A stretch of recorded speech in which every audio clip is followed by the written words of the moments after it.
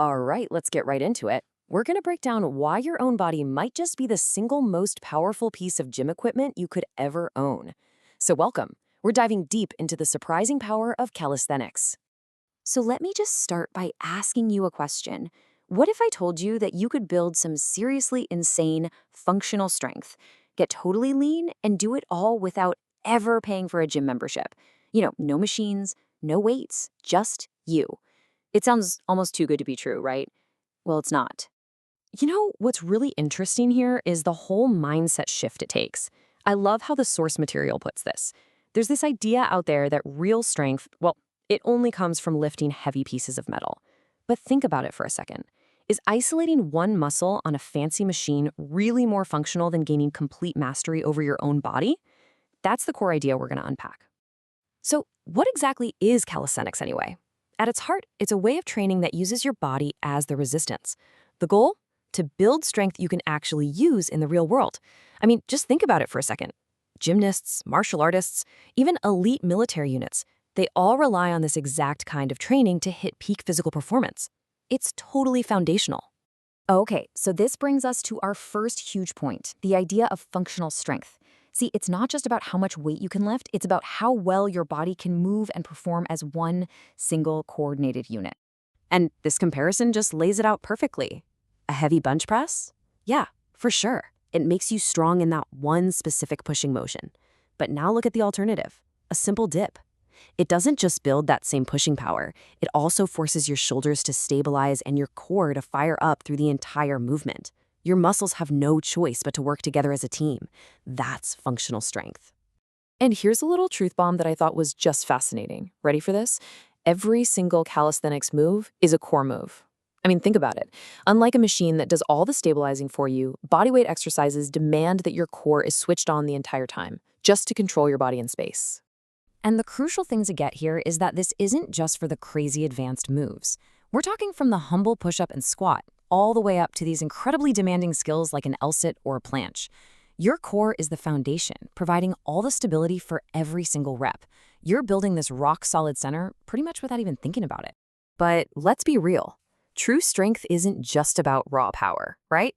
It's also about how well you can actually move. And this brings us to the mobility advantage of calisthenics. See? By taking your body through its full range of motion, under control, you're naturally improving your flexibility and your joint health. Think of deep squats for your hip mobility or dips for your shoulder health. So instead of leading to that stiffness that can sometimes come with traditional lifting, this method actually keeps you fluid and way more resistant to injury. Now let's talk about one of the most powerful, and let's be honest, practical, parts of calisthenics, and that's the sheer accessibility of it all. High-intensity calisthenic circuits are basically a two-for-one deal. You get the cardiovascular, fat-burning effect of cardio, while at the same time getting the muscle-building stimulus of strength training. Moves like burpees or plyometric push-ups, they absolutely torch calories and build muscle at the exact same time. And how much equipment do you need to get started? A big fat zero. Nothing. Your gym is literally with you at all times. You can train in a park, in your living room, in a hotel room. All those barriers to getting a workout in, they're just gone. And honestly, this is why some people actually don't like calisthenics. It completely removes the number one excuse. Oh, I couldn't make it to the gym. When your body is the only equipment you need, all of that accountability is placed right on your shoulders. And you know what? That accountability builds discipline, and discipline is what really drives results. But you might be thinking, what if I'm just a beginner? Well, the great thing about calisthenics is that it's infinitely scalable. Let's take the push-up. Can't do it on the floor? No problem. Start with incline push-ups against a wall or a table. Mastered those? Okay, now move to the floor. Got those down? Cool, now you can start working towards a one-arm push-up.